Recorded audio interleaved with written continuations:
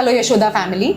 आज मैं सोनल अरोड़ा आप सभी के साथ फिर से एक बार हूँ उन्हीं डॉक्टर को लेके जिनकी बातें शायद बहुत ज्यादा दिल तक पहुंचती हैं। हमेशा मैम मुझे ये फीडबैक मिल रहा है कि डॉक्टर रेखा आर्या के साथ जो भी आपके शूट्स हैं it reaches people. So I think radiation therapy जितना कि हमने हमेशा देखा है, हम एक कॉम्प्रिहेंसिव कैंसर केयर में बैठे हैं मैम, जहाँ पे सर्जिकल ट्रीटमेंट भी हम दे रहे हैं, हम कीमो भी दे रहे हैं, हम रेडिएशन भी दे रहे हैं।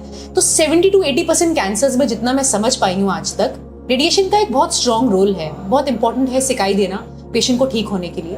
तो बहुत सारे ऐसे मिथ्स हैं मैम जो लोगों के दिमाग में कॉन्स्टेंटली बैठे हुए हैं कि क्या फूड होना चाहिए, कितनी सिकाइयाँ होंगी, क्या हर इंसान की सिकाई सेम तरीके से होती है। बहुत सारी ऐसी चीज़ें हैं जिसके बारे में आज हम हमारे रेडिएशन ऑन्कोलॉजिस्ट जो हमारी मैम है उनके साथ बात करेंगे और इन्हीं चीज़ों को समझने की कोशिश करेंगे। सो मैम, सबसे पहले आपसे मैं ये जानना चाहती हूँ, इन शॉर्ट क्या है रेडिएशन थेरेपी?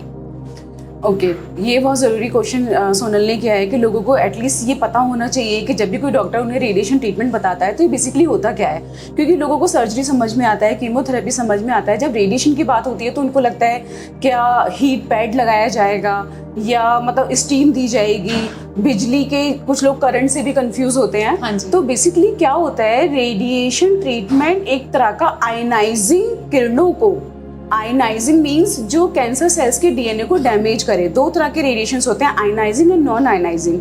तो जो ट्रीटमेंट के लिए यूज होते हैं वो आयनाइजिंग रेडिएशन होते हैं। उनका काम होता है कि जब वो बॉडी में कैंसर सेल्स के ऊपर गिरते हैं तो वो कैंसर सेल्स के डीएनए को डैमेज करते हैं।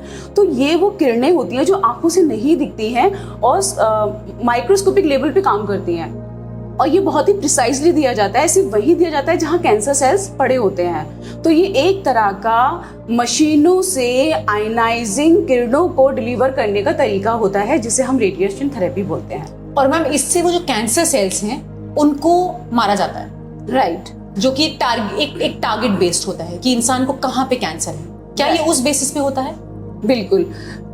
जो कीमोथेरेपी है और जो रेडिएशन है उसका बेसिक डिफरेंस ही यही होता है कि रेडिएशन थेरेपी हमेशा लोकलाइज्ड होती है, जहाँ पर कैंसर है उसी पर ही फोकस करके हम रेडिएशन देते हैं। एंड कीमोथेरेपी होता है कि सिस्टमिक ट्रीटमेंट, यानी कि आपको नसों से कीमोथेरेपी साइटोटॉक्सिक केमिकल्स दिए जाते हैं जो पूरी बॉडी में जाके ब्लड के थ्रू अपना काम करते हैं। तो जहाँ कैंसर है वही रेडिएशन फोकस करके डिलीवर करना ही रेडिएशन ऑन्कोलॉजिस्ट का जॉब होता है। मैम, इसी में एक यहाँ पे एक पेशेंट हैं जो मैं मिली हूँ जिनसे, आई थिंक जब बिगनिंग में आए थे काफी डरे हुए से थे। अभी उनका ट्रीटमेंट आप लोगों के साथ स्टार्ट है। तो बहुत बिगनिंग में मैम उन्होंने डे 1 मुझसे एक सवाल किया था जो पिछले वीडियो में मैं आपसे पूछना भूल गई थी। उन्होंने ये पूछा था कि क्या मेरे लिए एक अलग रेडिएशन थेरेपी का कुछ ट्रीटमेंट होगा, मतलब सबके लिए क्या एक अलग प्लान होता है या सबके लिए एक सेम प्रोसेस फॉलो होता है? वो मैम प्लीज समझाइए।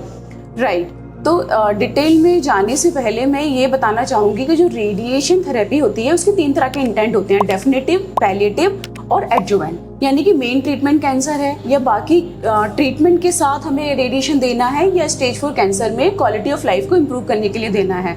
तो जब भी पेशेंट रेडिएशन के लिए आते हैं सबसे पहले वो अपने डॉक्टर से यही डिस्कस करें कि हमारा इंटेंट क्या है। और ये जो रेडिएशन ट्रीटमेंट होता है वो हर पेशेंट का according to the stage, according to the intent, according to the treatment guidelines एक कस्टमाइज प्रोटोकॉल्स होते हैं। जैसे कि लेकिन ओवरऑल अगर मैं गाइडलाइंस की बात करूँ तो वो ऑलमोस्ट सिमिलर ही होते हैं। जैसे कि हेड एंड नेक कैंसर में अगर ऑपरेशन के बाद रेडिएशन देना है तो वो नंबर ऑफ रेडिएशन जो होते हैं वो फिक्स्ड होते हैं, 30 से 33 हम देते हैं। अगर सर्जरी नहीं हुई है, मेन ट्रीटमेंट रेडिएशन है तो 35 नंबर ऑफ फ्रैक्शन दिए जाते हैं। लेकिन अगर पैलिएटिव इंटेंट से दे रहे हैं तो वो 1 फ्रैक्शन से लेके 10 फ्रैक्शन तक हो सकते हैं। तो ये ज़्यादातर गाइडलाइन सेम होती हैं, लेकिन हर पेशेंट का डिफरेंट हो सकता है ताकि वो कंफ्यूज ना करें कि भाई उसकी तो 35 इकाइयाँ लगी है, मेरी 10 क्यों बताई गई हैं। तो ये डिपेंड करता है कि आपको किस इंटेंट से दे रहे हैं, किस स्टेज के लिए दे रहे हैं, किस बीमारी के लिए दे रहे हैं। Right. So I think ma'am ये बहुत इंपॉर्टेंट था।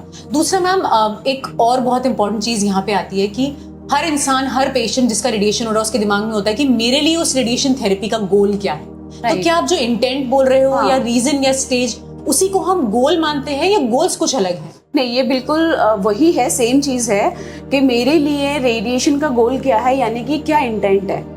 राइट। कि मतलब मेन ट्रीटमेंट मेरा रेडिएशन है या मेरा और ट्रीटमेंट कुछ हुआ है या और होगा साथ में रेडिएशन है, या फिर क्वालिटी ऑफ लाइफ को इम्प्रूव करने के लिए पैलिएटिव इंटेंट है। तो goal and intent are the same things. Ma'am अब जो एक और सवाल लोगों के दिमाग में आता है, क्योंकि हमने हमेशा एक मशीन देखी है, रेडिएशन की एक मशीन होती है बहुत बड़ी जिसमें इंसान को डाला जाता है, तो ये एक अनदर थॉट बहुत ज्यादा मैं लोगों से ये सवाल सुनती हूँ कि उस सेशन का ड्यूरेशन क्या होगा, कितने मिनट या कितने घंटों की रेडिएशन थेरेपी होती है? राइट ये बहुत ज़रूरी चीज़ है, क्योंकि वो लोग यही पूछते हैं कितनी देर तक हमारी सिकाई चलेगी।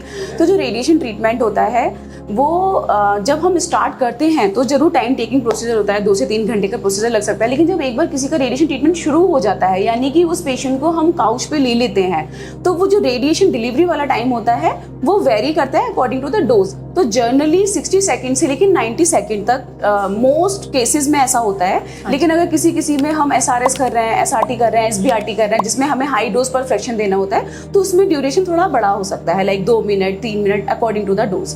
बट ओवरऑल ट्रीटमेंट टाइम आप मान के चलिए 1 से 3 मिनट के बीच में। ज्यादातर केसेस में 90 सेकेंड के बीच में हम हमारी मशीन पे, जो कि यशोदा में है हेल्सियन ई, उससे मैक्सिमम जो टाइम ड्यूरेशन है वो 90 सेकेंड का है। मैम जैसा कि आपने हेल्सियन ई का नाम लिया, जैसे कि एक डेडिकेटेड कैंसर इंस्टीट्यूट है, मैम हेल्सियन ई के क्या बेनिफिट्स हैं रेडिएशन की थेरेपी में? राइट जैसे कि रेडिएशन में ज़्यादा लोगों ने सुना होगा linac word. Linac is a broad term. Linac एक ऐसा टर्म है जिसमें बहुत सारे मॉडल्स आ सकते हैं रेडिएशन मशीन के।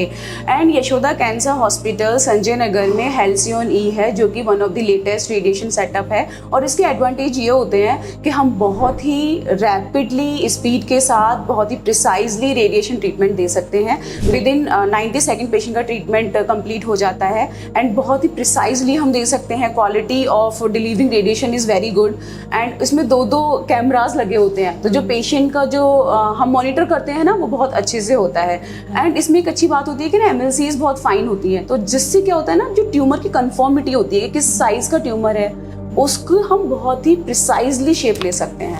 हेल्सियन ई के बहुत सारे एडवांटेज हैं। मैम एक और बहुत इंपॉर्टेंट चीज़ जो लोगों ने बहुत ज़्यादा एक्चुअली ये सवाल रेज किया है कि क्या रेडिएशन थेरेपी के बाद डेली लाइफ एक नॉर्मल तरीके से जी सकी जा सकती है इंसान की, या उसमें एक मेजर चेंजेस आ जाते हैं?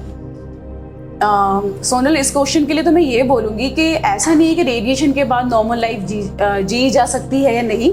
ये ओवरऑल कैंसर की ही वजह से अगर हम पूछे तो ये बेटर होगा, क्योंकि क्या होता है जब भी कैंसर होता है उसके बहुत सारे ट्रीटमेंट्स होते हैं। सर्जरी के लेवल पे अलग कॉम्प्लिकेशंस होते हैं, साइड इफेक्ट्स होते हैं, कीमो के अपने अलग होते हैं, रेडिएशन के अपने अलग होते हैं। तो ओवरऑल नो डाउट पेशेंट की जो क्वालिटी ऑफ लाइफ होती है वो चेंज होती है यहाँ पर। लेकिन सबसे ज़रूरी चीज़ है कि you have to accept that situation, right. और जितना जल्दी आप वो चीज़ों को एक्सेप्ट कर लेंगे, आपकी क्वालिटी ऑफ लाइफ उतनी आई थिंक बेटर होती है। मैम एक चीज़ और, खाने की बात बहुत इम्पोर्टेंट है यहाँ पे कि क्या डाइटरी चेंजेस आते हैं क्या कैंसर के ट्रीटमेंट के बाद या रेडिएशन थेरेपी लेने के बाद? इंसान एक नॉर्मल जिंदगी में नॉर्मल डाइट खा सकता है जो खाता है, या कुछ मेजर प्रिकॉशंस होते हैं? देखो, ड्यूरिंग ट्रीटमेंट तो डाइट में कुछ चेंजेस आते हैं, कुछ एडवाइस की जाती है, कुछ स्टॉप की जाती है, कुछ मॉडिफाई करके लेने के लिए बोला जाता है। लेकिन जब आपका ट्रीटमेंट पूरा हो जाता है, when you are a cancer free, you are like a normal person, you can have anything what you want. तो ऐसा नहीं है कि कैंसर ट्रीटमेंट के बाद आपको डाइट रेस्ट्रिक्शंस किए जाएंगे। बाकी तो एक हेल्दी लाइफ स्टाइल और हेल्दी डाइट हमेशा बोली जाती है, तो वो एक अलग चीज़ होगी। बट हाँ, during treatment according to the type of treatment आपको डाइटरी एडवाइस, प्रिकॉशंस एडवाइस किए जाते हैं। सो आई थिंक मैम बहुत ही क्विक वे में आपने हर उस क्वेश्चन को कवर किया है जो कि रेडिएशन ट्रीटमेंट से पहले, क्योंकि रेडिएशन और कीमो में मैम जो मुझे समझ में आया है, लोगों में बहुत कंफ्यूजन है, क्योंकि कीमो के काफ़ी मेजर साइड इफेक्ट्स हैं, जैसे हेयर फॉल होना या बहुत चीज़ें ऐसी स्ट्रॉन्ग हैं जो कीमो बॉडी को बहुत ज़्यादा देता है। आई थिंक रेडिएशन में वो बहुत कम है। तो ये जो आज हमने मैम के साथ सेशन किया है वो बहुत इंपॉर्टेंट और डेडिकेटेडली हमने 100% रेडिएशन थेरेपी के लिए किया है, ताकि लोग ये समझ पाएं कि रेडिएशन थेरेपी बहुत ज़्यादा कैंसर्स में रिक्वायरमेंट है। उसके जो सेशंस होते हैं वो आपके स्टेज पे और एज पर आप योर ऑन्कोलॉजिस्ट डिसाइड की जाते हैं। सो आई थिंक अगर आपको किसी भी तरीके से इन चीज़ों में कोई भी क्लैरिटी चाहिए तो आप अपने सवाल हमें आगे भेज सकते हैं, और इसी तरीके से हम मैम के साथ सवाल उनसे समझते रहेंगे और चीज़ें क्लियर करते रहेंगे। इसी सेशन को हम आगे भी कंटिन्यू करेंगे। Thank you so much ma'am. Thank you so much.